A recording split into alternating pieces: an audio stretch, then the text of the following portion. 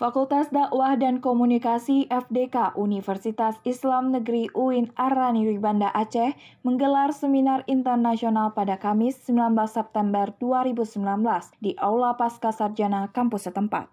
Acara yang mengusung tema dakwah muslim minoritas di Asia Tenggara tersebut dihadiri oleh pemateri dari beberapa negara di ASEAN, seperti praktisi dakwah asal Vietnam, yakni Mas Duso, dan akademisi Thailand, Dr. Nuruddin Abdullah Dagurha, Ustadz Rashid Abdul Hamid, Ketua Jabatan Pendidikan Muslim Kooperatif Kamboja, Mas Rukin Marzuki, Presiden of Rumah Warga Emas Warisan Kasih Malaysia, serta Dr. Basri Abu Bakar, Forsimas Indonesia, dan Dr. Juhari Hasan dari FDK UIN Araniri.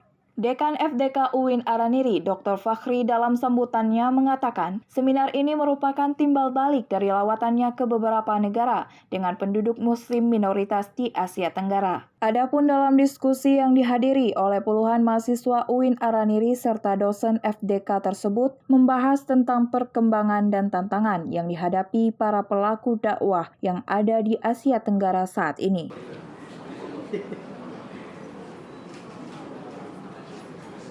Dilanjutkan. Harapan ke depan saya kira ini cukup penting ya untuk tugas dakwah sekaligus kita menjadi hubungan internasional yang lebih kuat dalam rangka mempersatukan umat Islam sekaligus memberikan bantuan-bantuan yang kita harapkan untuk kemenangan ini.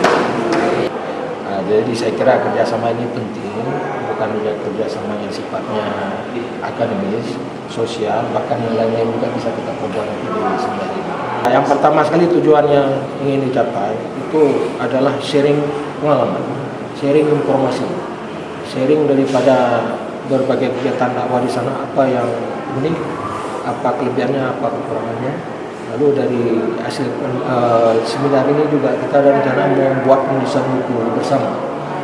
Islam di Kamboja, Islam di Thailand, Islam di Vietnam, kita kumpulkan dalam satu tulisan ilmiah, lalu kita terbitkan di sini nanti.